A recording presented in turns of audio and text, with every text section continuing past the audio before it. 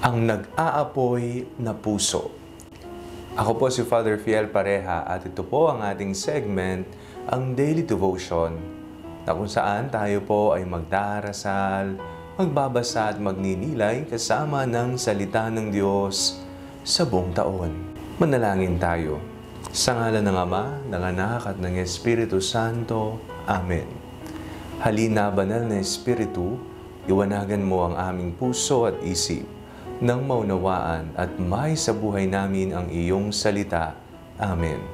Our Bible passage for today is from the Gospel of St. John chapter 19, verses 31 to 37, and I read it for you. Since it was the day of preparation, the Jews did not want the bodies left on the cross during the Sabbath, especially because that Sabbath was a day of great solemnity. So they asked Pilate to have the legs of the crucified men broken and the bodies removed. Then the soldiers came and broke the legs of the first and of the other who had been crucified with him. But when they came to Jesus and saw that he was already dead, they did not break his legs. Instead, one of the soldiers pierced his side with a spear, and at once blood and water came out. He who saw this has testified so that you also may believe. His testimony is true, and he knows that he tells the truth. These things occurred so that the scripture might be fulfilled. None of his bones shall be broken. And again, another passage of scripture says, they will look on the one whom they have pierced. Nung ako po ay bata pa lamang, isa po ang pinagtataka ko sa lahat ng imahe na aking nakikita sa mga simbahan. Ito po ay ang larawan ng kamahal-mahalang puso ni Jesus o ang Sacred Heart of Jesus na imahe. Bakit? Sapagkat nakalitaw po ang puso ni Jesus. Nakalabas ang puso ng Panginoon. At kung titingnan ng mariin ang larawang ito, makikita mo rin na nag-aapoy ang pusong ito. May koronang tinik at mayroong sugat. Ito ang larawan ng kabanal-banalang puso ni Jesus. Isang pusong nag-aapoy, isang pusong nakalabas, isang pusong may tinik, isang pusong may sugat.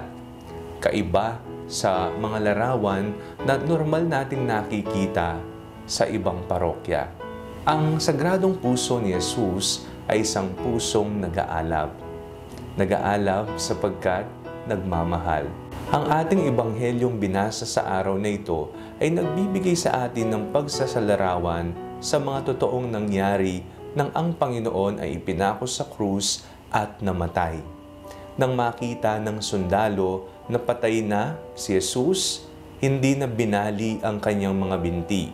Ito po ang hiningi ng mga sundalo kay Poncio Pilato dahil nga Sabat noon, kailangan na nilang tapusin ang kanilang trabaho. Isa po ang kanilang gagawin, babalian ng binti ang mga nakapako. Ngunit nung makita nilang si Jesus ay patay na, hindi na po binali ang kanyang mga binti. Bagkus, tinusok ang kanyang tagiliran. At doon nga makikita natin na tumagos hanggang sa puso ni Jesus ang ipinanturok sa tagiliran. Tayo po ay nanyayahan sa araw na ito na tanggapin ang puso ni Jesus. Tanggapin ang kanyang pagmamahal sa ating buhay. Isang pagmamahal na nakahandang ialay ang kanyang sarili hanggang sa kahuli-hulihan. Ito'y nag-aapoy sapagkat walang maliw ang kanyang pagmamahal sa atin. Hindi mamamatay. Katulad ng isang apoy na sinindihan, hindi ito mawawalan ng ningas. Ganon tayo kamahal ni Jesus. Ito'y imbitasyon sa atin din na magmahal ng walang kondisyon. Magmahal hanggang sa kaduluduluhan. Magmahal ng walang hinihingi na kapalit. Ngayong kapistahan ng Sagradong Puso ni Jesus, hilingin natin kay Jesus na gawin niyang banal ang ating mga puso. Nawa ang ating mga puso ay mag-alab din katulad ng kanyang sagradong puso. Manalangin tayo. Panginoong Hesukristo, nag-aalab ang iyong pagmamahal sa amin. Nawa, gawin mong sagrado rin ang aming mga puso, katulad ng sa iyo, mapakumbaba at nag-aapoy sa pagmamahal. Amen. Sa ngalan ng Ama, ng Anak, at ng Espiritu Santo. Amen. Huwag po ninyong kalimutang i-like ang video ito, mag-comment po kayo and share it with your family and friends. Ang Panalangin Bago Matulog ay may sariling Facebook page na po. Huwag niyo pong kakalimutang mag-like at mag-follow dito, and do not forget to subscribe to our YouTube channel. I-click niyo lamang po ang link na nasa description ng video ito, o kaya naman po just search Father Fiel Pareha. God bless you po.